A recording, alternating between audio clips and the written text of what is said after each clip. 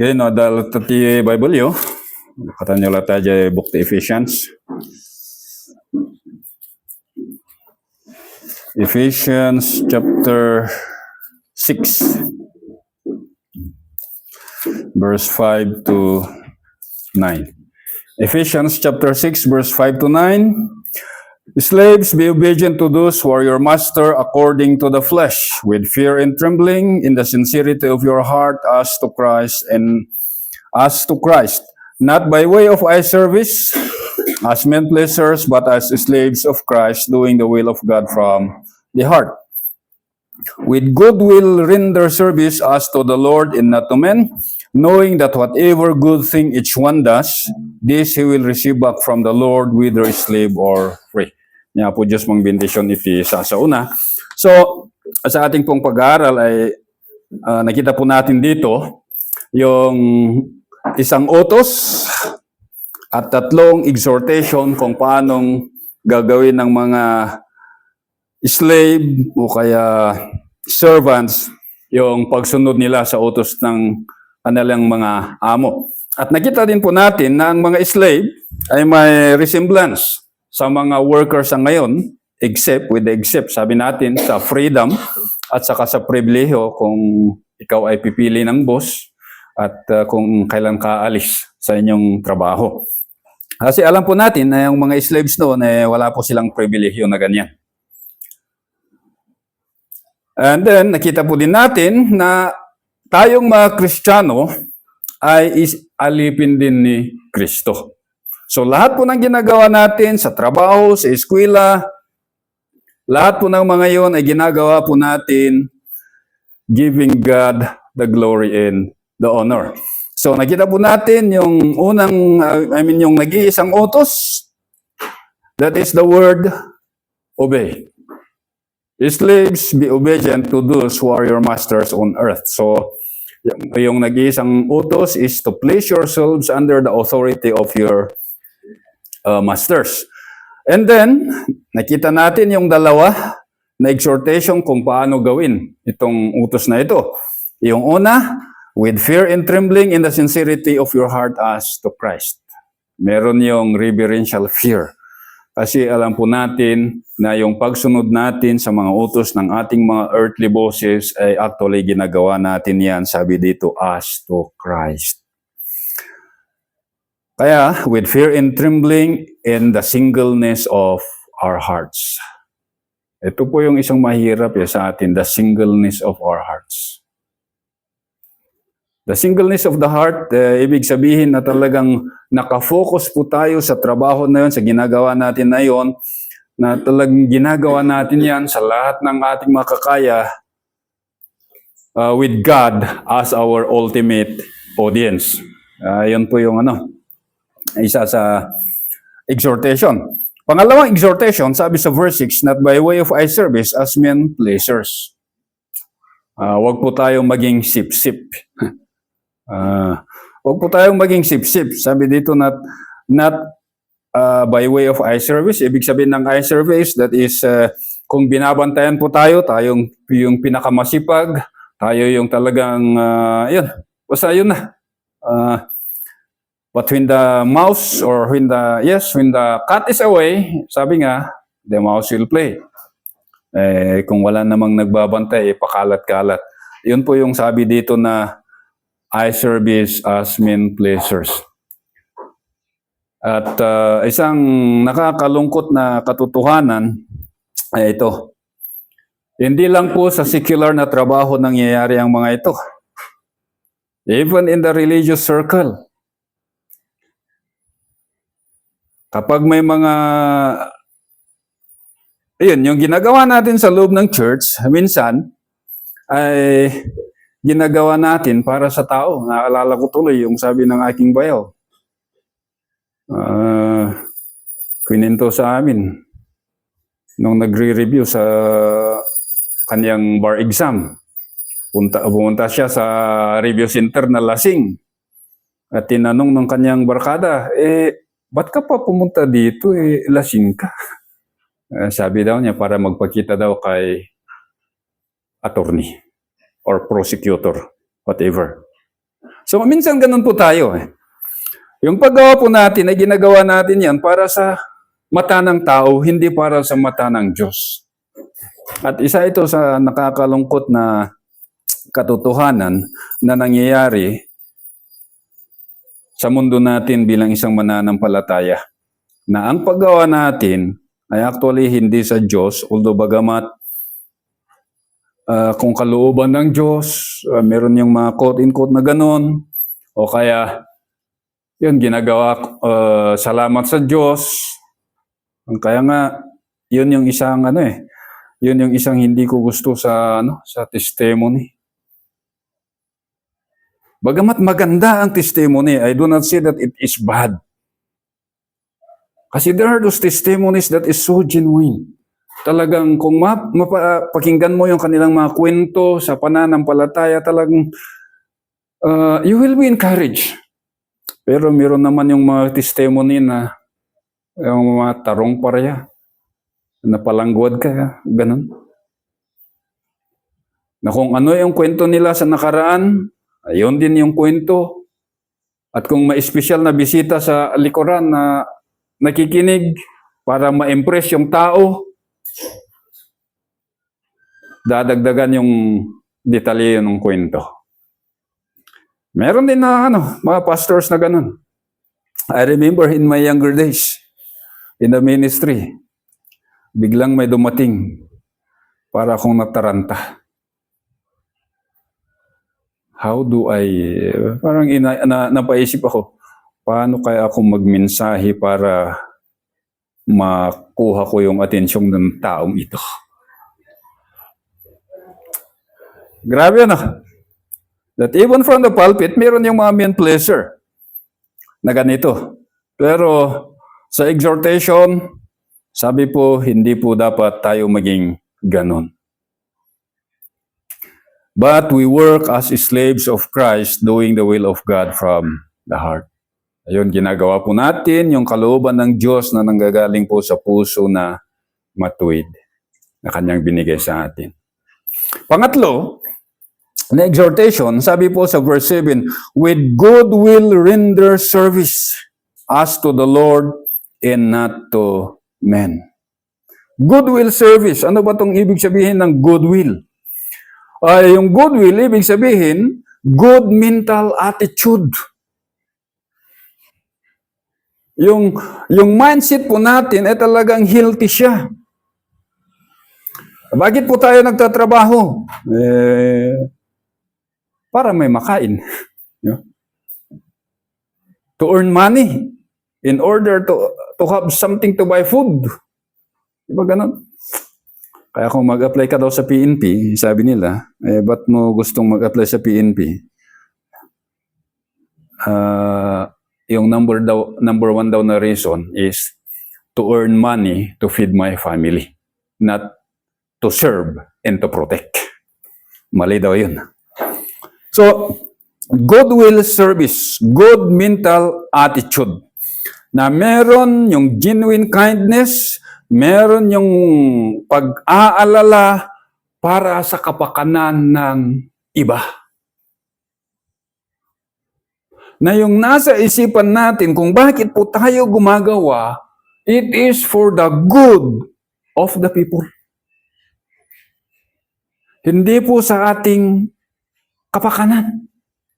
Ano nga dyan pagsayaatan tayo? Ngam kiti para dyan pagsayaatan, ti pagsirserbian tayo nga tao. Siguro sa mga teachers, why do you teach? Siyempre, sabi nga natin, to earn money, that is your primary source of income. But then, now you teach in order to prepare the people, to prepare those children para sa magandang kinabukasan. Pero sa ngayon, wala na, mahirap na. Kasi ang dami ng rights. Pinagalitan mo yung bata. Wala, na-trauma. Wala na. Yung trabaho mo pa ang nasakripisyo. So, anyway, goodwill, it expresses a genuine kindness. Nanggagaling sa puso na yung palaging iniisip ay para makatulong sa iba. Kaya kung goodwill service, it is a single-hearted service of the Christian coming from the new creation. Ito yung paninilbihan ng isang mananampalatayang alipin sa kanyang earthly boss, nanggagaling sa kanyang bagong pagkatao that is reinforced by the Holy Spirit. So sa ating paninilbihan, sa ating kapwa-tao, ay ito po, talagang mahalaga ito. The proper mental attitude. Kasi pag mali yung mental attitude po natin, mali po yung serbisyo na maibibigay natin. Kaya, sabi po dito, with goodwill service as to the Lord. As to the Lord. So kung babalik tayo sa slave na ito, sabi sa verse 5, with fear and trembling in the sincerity of your heart as to Christ. Makita po natin yung relationship doon ng slave at saka si Kristo. Si Kristo doon pinapakita that He is the Savior, He is the Deliverer who give salvation sa kanilang mga tao. And then sa verse 6, sabi, but not by way of eye service as men pleasers, but as slaves of Christ. So sa ngayon, sabi niya, kayo na ay alipin ni Kristo. So kung ano man yung ginagawa nyo para sa inyong earthly master, ay ginagawa nyo yan kay Kristo kasi siya yung nagmamayari sa inyo. And then sa verse 7, sabi, with goodwill, render service as to the Lord. So from Christ to the Lord. So the Lord, ibig sabihin, the absolute master. Tama nga, you have an earthly master. Pero the absolute master that the slave has ay walang iba kundi ang Panginoong Diyos. So your absolute master, you are serving your absolute master, the one who is supreme in authority, na walang iba kundi the Lord of Lords and King of Kings. Kaya kailangan yung motibo natin sa ating paggawa ay it's coming from a good mental attitude. Kasi we are not serving men, but we are serving the King of Kings and Lord of Lords. Ito po yung isang very challenging sa ating mga tao. Kasi nga, sa ating mga paggawa, sa ating mga trabaho, mas lalo na pag stressful, sabi, mas lalo kung hindi focus yung mindset mo, wala talaga masisira yung araw mo. Kaya sa mga slaves, sabi dito, always bear in mind, kailangan ito ang laging nasa isipan niyo. You are not only serving your earthly master, but actually you are serving the Lord of Lords and King of Kings. As to the Lord. So makita po natin that the phrase as to the Lord ay pinaalala muli sa atin that coram deo mindset of service. Coram deo.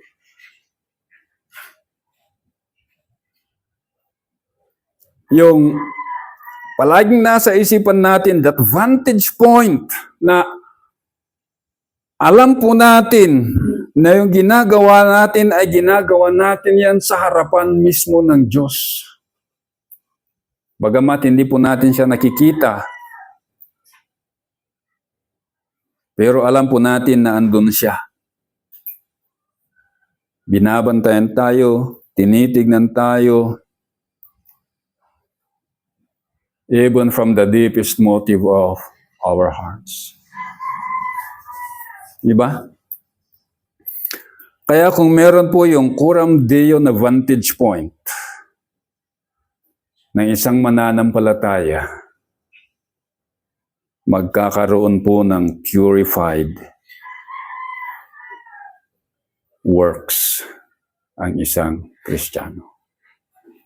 Magiging yung trabaho natin ay talagang puro.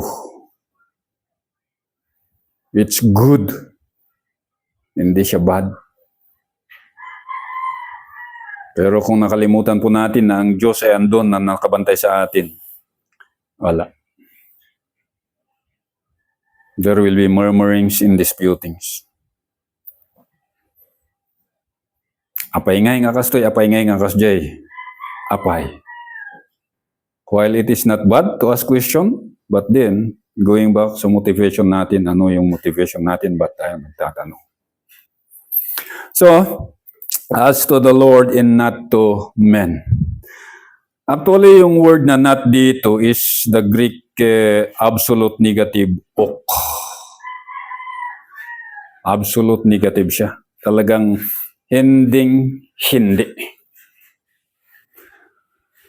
Kaya yung serbisyo po natin, yung trabaho po natin ay hindi naka-focus sa tao.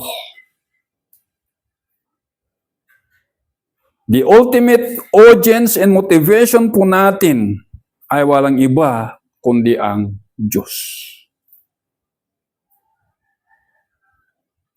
Bagamat in reality, nagtatrabaho tayo para sa tao. Physically, we are serving people.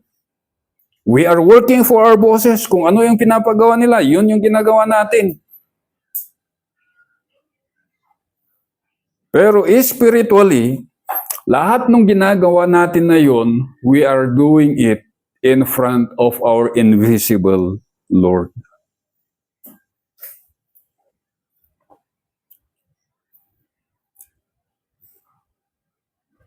Pero sa atin minsan, alam po natin to by mind, di ba? Alam natin na yun. Na yun yung katotohanan. Alam natin na talagang yun na yun. Pero in practice minsan nakakalimot po tayo, kaya yun, paalala to para sa atin that we are serving the Lord of Lords and not men. Kaya, yun. Sabi sa Hebrews chapter 11 verse 27, kung titingnan natin sa Hebrews 11:27 by si Moses, sabi po, by faith he forsook Egypt, not fearing the wrath of the king, for he endured as seeing him who is invisible. So bakit ba iniwan ni Moses yung Egypt? Na binaliwala niya yung puot ng Pharaoh. Ang sabi po, he endured as seeing him who is invisible. Yung focus niya ay hindi sa tao. Parang sabi dito, parang nakikita niya the invisible God.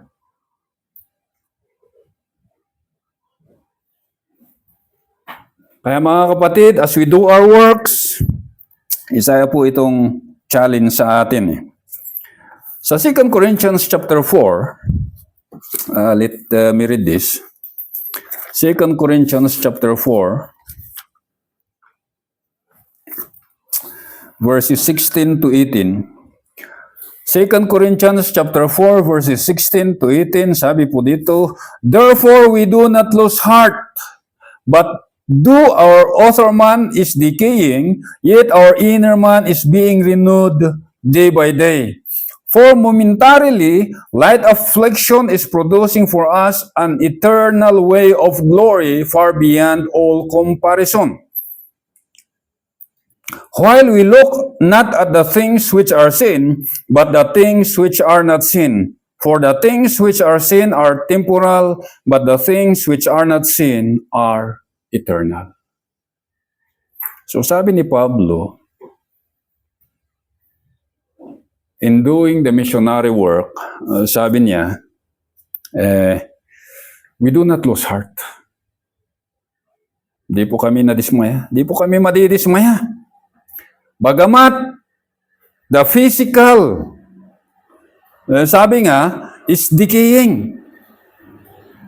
Talagang the physical strength talagang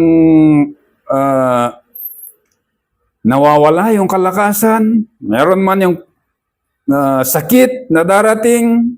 But then, sabi niya, but our inner man is being renewed day by day.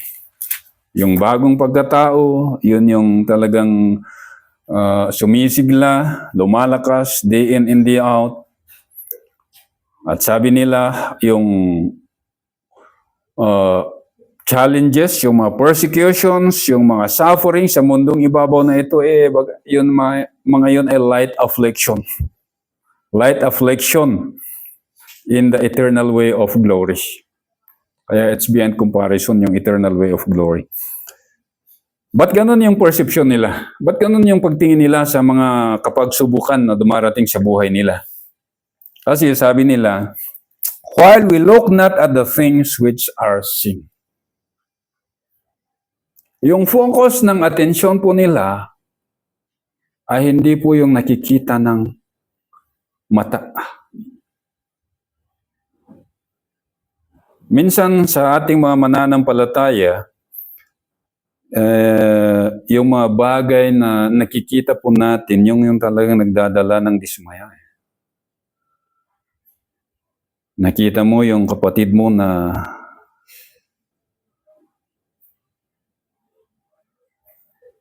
ganito, ganyan. Ay, kasjeti Kristiyano. In may tipada si tibiyag, katay, mayat jay kakantaan na kunan na kat, oray matbek, din sikik. Manag tagak, siyodi, makilombaak. Pero nung nagkasakit yung ipin sa Sunday, sabi niya, why nga Lord, masakit yung ipin ko, di na ako mag-church. I don't know. Minsan ganun kababo ang mananampalataya sa ngayon. But if we look at the apostles, sabi nila, our focus ay hindi po sa nakikita ng mata na ito, pero yung the things which are not seen. Yung mga bagay spiritual. Kasi, the things that are temporal or the things that are seen, lahat ng mga bagay sa mundong ibabaw na ito na ating nakikita, nagagamay, na-achieve, are but temporal. Natulog ka na, natulog ka lang, nawala na kaagad. Parang panaginip. Pero yung mga gawain po natin para sa Diyos, those are eternal. Kaya makita po natin that here, it is a challenge for each one of us na gawin natin po lahat ng ating mga trabaho in the light na yun ay palaging we are doing it in the presence of God. Para mabantayan po tayo. Para maging yung mga trabaho po natin ay it will be holy sa mata ng Diyos. And then, sa verse 8, ito na po yung rewards. Bakit lahat po lang ng mga ginagawa natin para kay Kristo. We do it as slaves of Christ. We do it as to the Lord. Kasi sa verse 8, sabi po, knowing that whatsoever good thing each one does, this he will receive back from the Lord, whether slave or free. So, alam po natin, kasi napag-aralan na natin to sa nakaraan or sabi ni Apostle Paul sa kanila na ituro na to sa inyo sa nakaraan na you know it by heart. Na lahat ng mga gawain po natin, there is always a reward. or consequences. Pero yung gamit dito is the positive, yung reward. So, makita po natin, undoubtedly, alam po natin that not all Christian slaves in the first century ay may Kristiyano na amo. There are those other slaves who have cruel Christian, cruel masters, unbelieving masters. Kasi yun yung trend noon eh.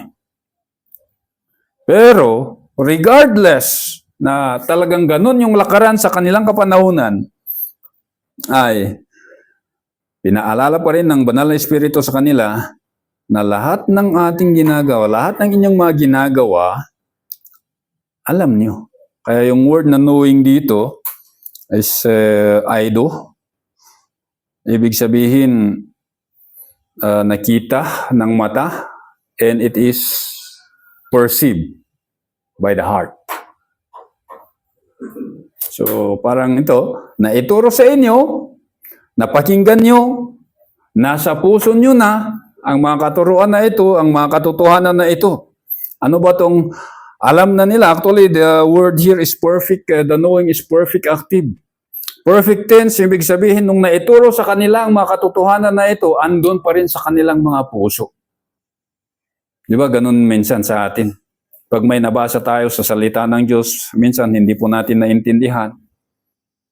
Pero sa kwento natin nung nakaraan, may nabanggit na ganun, ay bigla natin naalala na, ay iyon pala yung na aking nabasa noon, yun pala yung na aking napag-aralan noon. So the Word of God remains in the heart of the people. At minsan nga nakakalimot tayo, pero it will always be there. And when it is reminded, maalala po natin. So knowing perfect active, it is always there. The Word of God resides in the heart. Sa ating isang lesson, sabi doon is, let the Word of God dwells in your heart. Na yung salita ng Diyos ay talagang tumira sa puso natin as not as a stranger. Kasi yung stranger, aalis yan. Pero as a permanent residence. Kaya andun yung mga katuruan ng Diyos. So sabi po, knowing that whatever good thing each one does. So makita po natin dito yung word na each one. Each one, bagamat yung kautusan to obey and the three exhortation ay nabigay sa general slaves, sa lahat po ng mga slaves, sa lahat po ng mga mananampalataya, hawas boss. Pero, sabi dito, each one. So when it comes to rewarding, or when it comes to, when God will give us that reward, nung magbibigay ng Diyos ng mga gantimpala sa ating mga gawa, it will come us individually.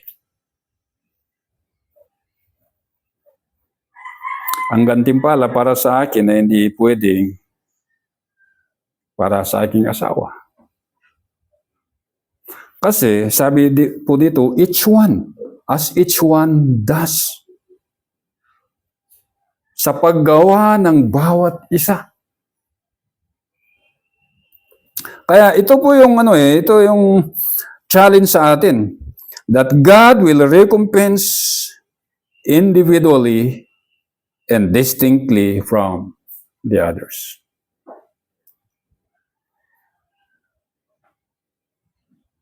At ano yung basihan niya? Ang basihan niya po is whatever good thing each one does.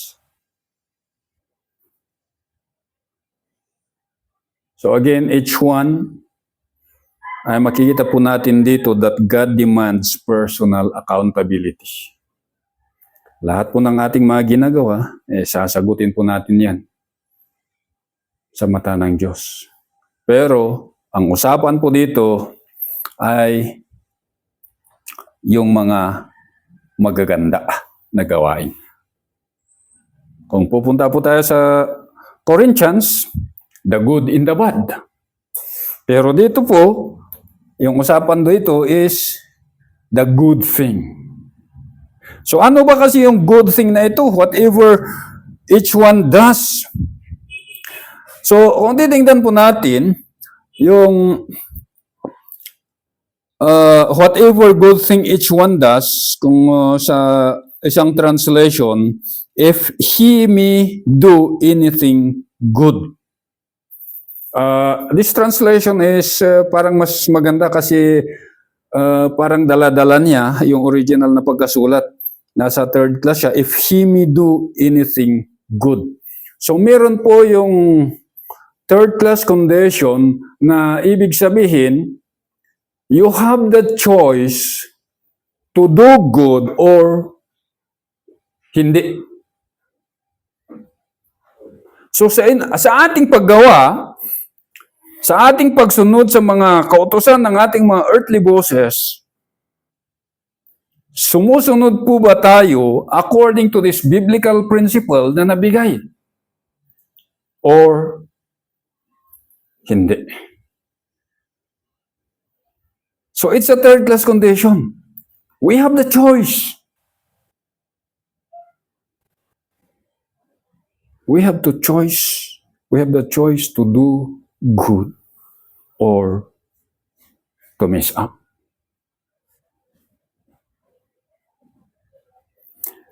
Pero, sabi nga, lagi po nating isipin na yung pagpipili po natin dito, it should always come from the new creation. Ang sabi po dito, the good thing, agathon. Actually, good deed. Ang nagamit sa iba, dito is according to each one does. The good thing that each one does. Sa other translation, nagamit doon is good deed. Na the good deed is the work of the new creation. Kasi kung babalikan natin, ano ulit yung good, yung agathon? This is the divine good coming from the new creation na again, the ultimate purpose ng good na ito ay para sa kapakanan ng ibang tao, hindi para sa kapakanan ng gumagawa. Kaya, dun, pabalik-balik dun eh.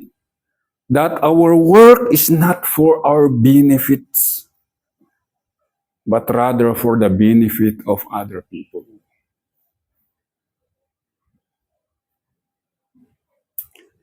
Pero, yun, it will have, or it will be rewarded by God. Kaya kung titignan po natin, yung good po dito is singular. Ibig sabihin, it is the summary, it should be the summary of our work. Kaya habang nasa mundong ibabaw po na tayo lahat po sana ng ating mga ginagawa, it is coming from the new creation. The goodwill service. Hindi po siya yung napipilit na trabaho. Hindi po siya yung nagmumuryot na trabaho. Hindi po siya yung coming from the old man na gawa para magpasipsip. Pero it is coming from the new creation. Na yung ultimate purpose niya is to glorify the King of Kings and Lord of Lords. Guys, ito po yung challenge sa atin. Sabi sa verse 8, knowing that whatever good thing each one does, this he will receive back from the Lord. Ito, yung magawa po natin, the good thing, yung word na poieo agathon, ibig sabihin, yung ginawa po natin na para sa kapakanan ng ibang tao, ultimately, ang Diyos, sabi po, this thing, Ito mismo na ginawa po natin. Sabi, we will receive back from the Lord. Bagamat yung trabaho po natin sa mundong ibabaw, minsan it is unnoticed, hindi po napapansin, hindi po nabibigyan ng halaga ng ibang tao. Pero, ultimately, pag ginawa po natin ang mga yan para sa Diyos at sa Diyos lamang, sabi po, God will reward yung mga trabaho naman yun. Kaya nga sa akin minsan it's very challenging kasi mas lalo na pag ikaw ay, sabi nga, under pressure, mahirap. But then, always bear in mind, we serve a God who rewards yung mga ginagawa natin. Kaya sabi dito, this very thing, itong mga ginagawa natin na ito na magaganda, this divine good that we do from our new creation, ay bibigyan ng Diyos ng gantimpala. Ang Diyos mismo ang mabibigay. It's very clear from the scripture. Sabi, He will receive back from the Lord. Bagamat sa mundong ibabaw na ito, minsan ay wala. Pero, in eternity, there is always a reward for a good deed that is done. It will be rewarded by the Lord. Kaya in some other scripture, sabi po, sa Galatians chapter 6 verse 7 to 10, Galatians chapter 6 verse 7 to 10, sabi po, do not be deceived, God is not mocked. For whatever a man sows, this he will also reap. For the one who sows in his own flesh will from the flesh reap corruption, but the one who sows to the Spirit will from the Spirit reap eternal life. Let us not lose heart in doing good, for in due time we will reap if we do not grow weary. So then, while we have opportunity, let us do good to all people, especially to those who are of the household of faith. Sabi po, do not be deceived. Huwag kayong malinlang. God is not mocked. Na kung ano man ang tinanim po natin, yan din po ang aaniin natin. Colossians chapter 3 verses 22 to 25. Colossians 3:22 to 25. Slaves, in all things obey those who are your masters on earth, not with external service as those who merely please men, but with sincerity of heart, fearing the Lord. Whatever you do, do your work heartily as for the Lord rather than for men, knowing that from the Lord you will receive the reward of the inheritance. It is the Lord Christ whom you serve. For he who does wrong will receive the consequences of the wrong which he hath done, and with that without partiality. Last verse, sa Luke chapter 17 verse 10, sabi po Luke 17 verse 10, so you also, when you have done all that you are commanded, say, we are unworthy servants, we have only done what was our duty. Ito po yung turo ng ating Panginoong Hesus sa kanilang mga alagad. Na after we have done lahat ng mga trabaho natin, anong sasabihin natin? We are unworthy servants. We have only done what was our duty. At ang duty po natin na ito ay gumawa para sa Diyos. Shall we pray? Father, we thank you for your words na aming napag-aralan sa umagang ito. Nawa po, kayo po ang magbigay linaw sa iyong mga salita sa isipan ng bawat isa sa amin. Para iyong mga salita, sila po yung mag-guide sa amin para yung mga ginagawa po namin mga trabaho, whether in the public or private sector o sa mga personal man na trabaho namin, sa kusina o sa lahat sa pag-aaral ng mga bata, magawa po namin lahat ng mga ito in the very presence of the Lord, giving you glory and honor alone. Na magkaroon po kami ng perspective, yung perspective na ito yung Coram Deo, na palaging lahat ng aming ginagawa ay we are doing it in the presence of you alone. So Father, sabi nga ng inyong salita na after we have done everything, we will still have that humility to say na ginawa lang namin ng mga yun because it is our obligation as slaves of Christ. And the glory alone belongs to you. Father, we thank you and may you bless your word. In Christ's name we pray. Amen.